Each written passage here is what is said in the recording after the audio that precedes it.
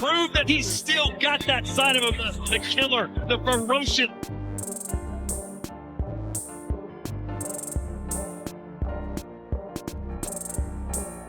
Now, a lot of holes in his game that you can exploit. Do you feel like he makes a lot more mistakes that you can take advantage of?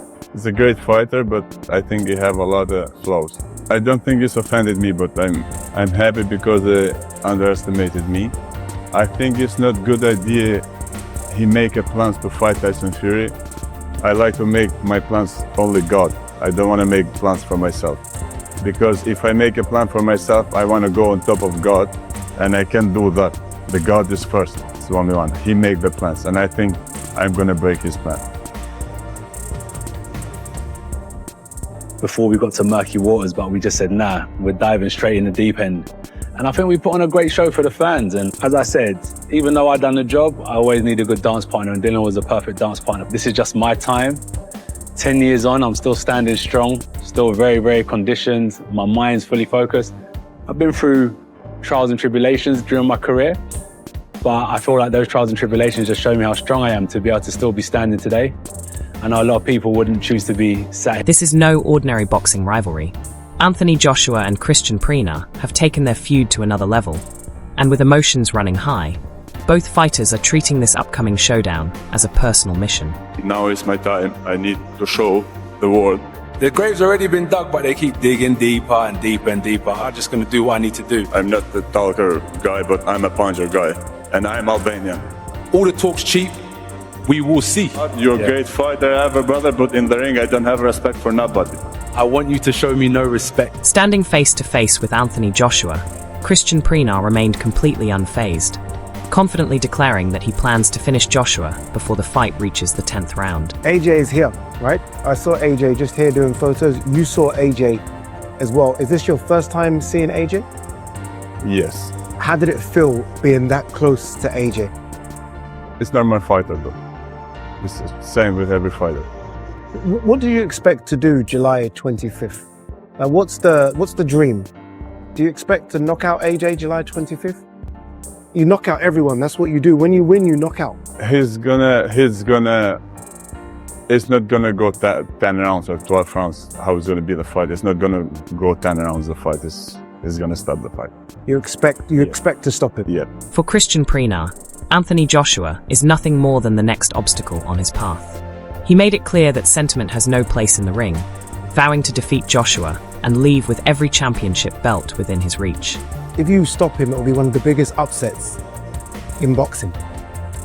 We're gonna see in July 25th. Why are we only seeing you now, Kristian? I look at your record and only one defeat, knockout, knockout, knockout, knockout. Why has it taken so long to see Kristian Prenga? I just signed a manager. Now we'll see you. Yeah, now you see me. Is this the dream fight for you, or is there someone else that you dream of fighting? It's a good fight for me. It's the biggest fight I see, but I think I have the dream. I need the belt to send home. I like it, a belt to take back to Albania. Yeah. Kristian Prenga is clearly unhappy that Anthony Joshua's camp has already written him off. Rather than letting the doubts affect him, he fired back with a bold warning, claiming Joshua's long-awaited clash with Tyson Fury could disappear if he pulls off the upset. They expect you to lose. You've come here almost to upset the apple cart, they say here, to cause the big upset. Do you find it offensive they've picked you to lose? I don't think it's offended me, but I'm happy because they underestimated me. I think it's not good idea he make a plans to fight Tyson Fury. I like to make my plans only God. I don't want to make plans for myself. Because if I make a plan for myself, I want to go on top of God, and I can't do that. The God is first, it's the only one. He make the plans, and I think I'm going to break his. Kristian Prenga has no intention of taking a cautious approach. Confident that he has identified weaknesses in Anthony Joshua's style, he plans to capitalize on every opportunity. On the other side, Joshua says his latest training camp has elevated every aspect of his game, making him a more dangerous and well-rounded fighter. He believes no one from his generation is pursuing greatness with the same determination, and views a victory over Prenga as another crucial step toward a future showdown with Tyson Fury and his ultimate dream of becoming the undisputed heavyweight champion. I've been through trials and tribulations during my career, but I feel like those trials and tribulations just show me how strong I am to be able to still be standing today. I know a lot of people wouldn't choose to be sat here today. They would choose to be somewhere else on a beach because they don't want to go through what it takes to be a champion. We're talking about undisputed champion, we're talking about unified champion, world champion, and beating Prenga on the 25th, so we still got... Meanwhile, Team Prenga is convinced their fighter has the power to change the fight with a single punch. Their game plan is clear. Avoid letting the contest go deep and look for an early finish. Prenga's manager, Keith Sullivan, believes Anthony Joshua is making a costly mistake by focusing on future opponents, warning that looking past the immediate challenge has backfired before and could once again ruin his hopes of eventually facing Tyson Fury. I'm confident that on July 25th in Saudi Arabia, one punch is going to change Kristian Prenga's life for the better. Confident of it. You know, you look at these fighters that make this mistake. They line up two fights and they overlook inevitably. As much as they say they don't, they overlook the fight that's in front of them. You know, I think Joshua was supposed to fight Wilder, but Wilder took a tune-up fight and got, I think it was against Zhil Zhang or maybe Joe Parker, one of the two, but he got knocked out. I think it was Zhang. I think Zhang knocked him out, and I think Parker beat him on points. And then that Wilder-Joshua fight never happened because Wilder's coming off of a loss and it just didn't make sense. There's countless examples. Sullivan also revealed that the Joshua-Prenga agreement includes a rematch clause. However, he said that if Prenga comes out on top, their priority would be pursuing a showdown with Tyson Fury instead. He added that Joshua simply cannot afford to lose, arguing that a defeat to Prenga could cast serious doubt over his future among boxing's elite and potentially end his chances of landing the sport's biggest fights. If it happens, we're going to look, you know, you can see the giddiness coming across my face. You know, we would look to fight Fury. There is a rematch clause, but I just think if Joshua doesn't win this fight, he's finished. It's over for him. While the stakes are obvious, Tyson Fury's upcoming fight with Mariusz Wash has only added to the frustration of fans who believe boxing is drifting away from the matchups they truly want to see.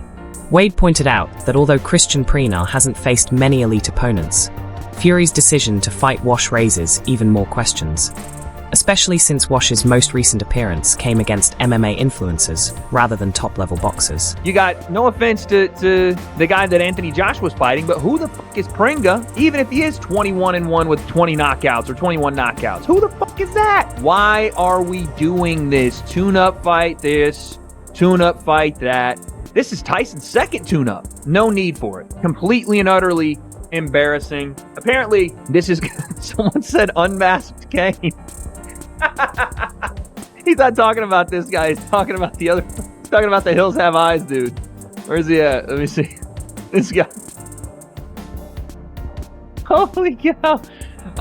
Yeah, dude. I just. This is why people make fun of the sport of boxing when it comes to the best fight and the best conversation. Frustration among boxing fans continues to grow, especially with Tyson Fury's scheduled fight against Mariusz Wash taking place on July 24th. Just one day before Anthony Joshua's showdown. Wade described the matchup as a major disappointment, arguing that boxing's biggest stars should be facing elite competition instead of lower-profile opponents. He even hopes a future Joshua versus Fury clash never happens, believing both fighters are risking unnecessary damage while chasing financial opportunities over meaningful challenges. In his view, fans deserve blockbuster matchups between the sport's best, not one-sided contests against opponents who haven't proven themselves at the highest level. Asterisk, asterisk. They gotta pay us to watch this? Yeah, bro. This is garbage. This is garbage. If this goes longer than a round or two, this is absolute garbage. I mean, there's a Netflix logo right there, but I don't know that this is an official poster, so. The Ring magazine will co-promote with Queensberry and then, you know, Gold Star is Tyson's management. How embarrassing, though. I mean, why are we even... This is the stuff that makes me hope that Tyson and AJ doesn't happen. I hope this dude knocks Tyson out cold. We want Mariusz Wack to whack Tyson upside his head, bro. Because what is this? There's just no reason for it. There was no real reason other than, you know, AJ wanted to have one after he got in the car wreck. I get it. But this one especially, there's just no reason. No reason to have it happen. And boxing will absolutely Wade echoed the frustration shared by many boxing fans, calling the situation a disappointment for the sport. Even so, he admitted he'd still like to see Mariusz Wash pull off a shocking upset over Tyson Fury. Regarding Anthony Joshua's clash with Kristian Prenga, Wade suggested Joshua's recent car accident may have changed the direction of his comeback, leading to a different opponent than originally expected.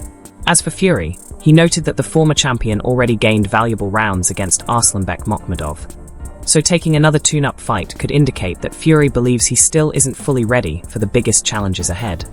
Asterisk, asterisk. And you told us this was the next fight. AJ, Fury. AJ has to go get a run-up because he needs to get back in fighting shape, I guess. Okay, Fury gets his run-up with Makhmudov, and now he has this other one. If someone slips on the banana peel, boxing deserves every bit of it, because you kept this fight from people for a decade. And it could have happened, and it should have happened, and it would have happened, except for people being too greedy, not wanting to sign contracts, being a little scaredy, wanting to go fight for belts, never unify, etc. Tyson's only doing this so he can stay active, I guess. Because AJ's going to stay active, he has to stay active. It's dumb.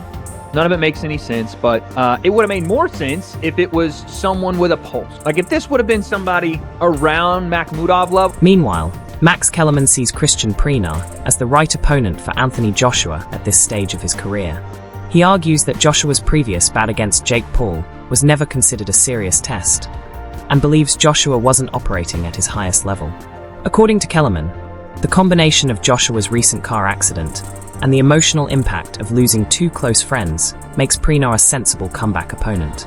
At the same time, he cautions against underestimating Prenga, pointing to his size, athleticism, and overall potential as qualities that could still make the fight a demanding challenge.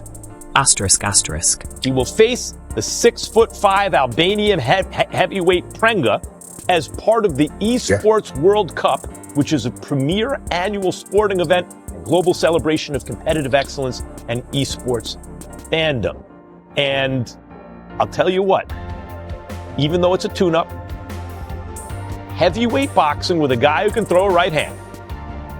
After what AJ went through, he did not look great against Jake Paul, in spite of what you said, Malik.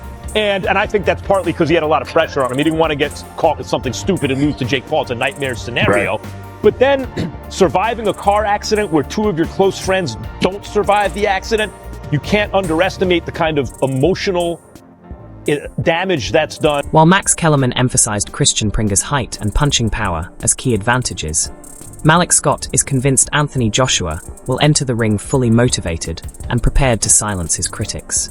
Scott pointed to Joshua's proven accomplishments and experience at the highest level, arguing that although every fighter has a unique style, Joshua's resilience, ring IQ, and knockout power set him apart. In Scott's view, those qualities will once again be the difference when the two finally meet.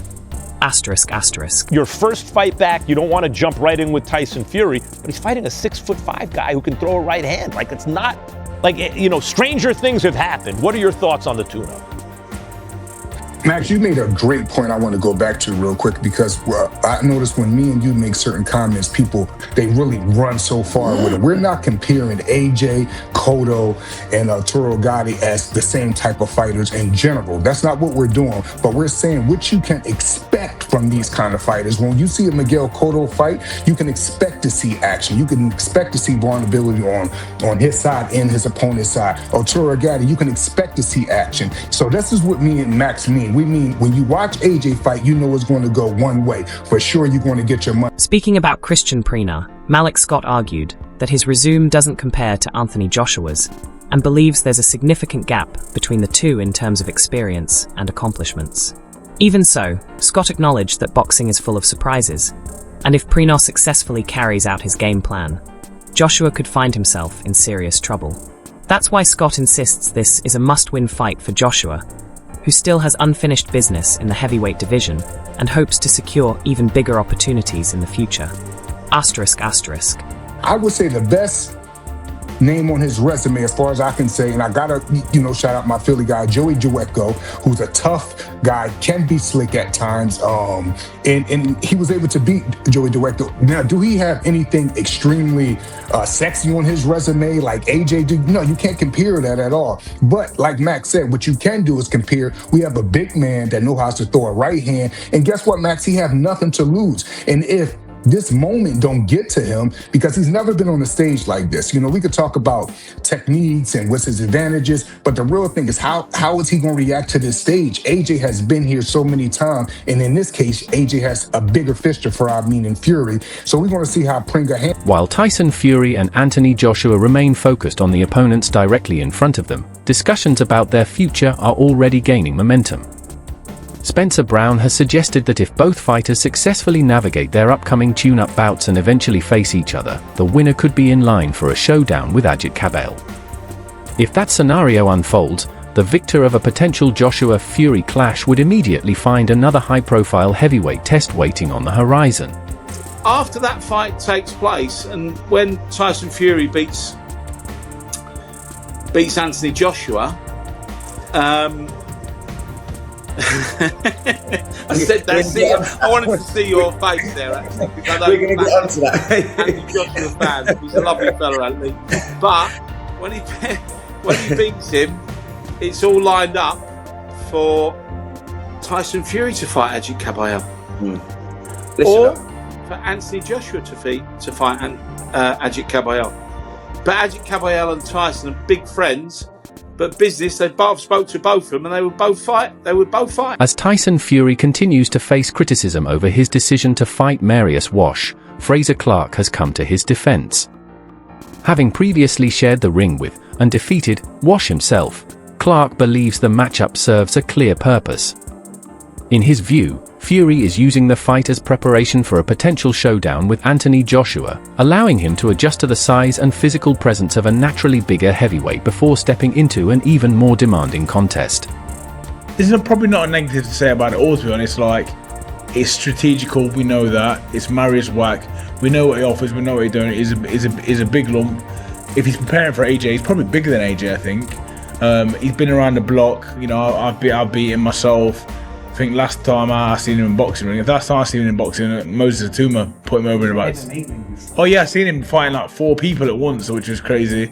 But yeah, it's calculated, and obviously, as we've seen in boxing over the last few years, if you're at the top of the sport, you sort of choose what you do and what you don't do. Tyson's doing that over in Thailand, where he's training. Doesn't want to do too much travelling, from the sounds of it. Flying Marius Wack in, a glorified spar, I think. Now it's your turn to weigh in. Do you think Anthony Joshua delivers the dominant performance fans are expecting, or can Kristian Prenga shock the boxing world with a massive heavyweight upset? Share your prediction in the comments below. If you enjoyed this analysis, don't forget to like the video, subscribe to the channel, and turn on notifications so you never miss the latest boxing news, fight breakdowns, and exclusive updates.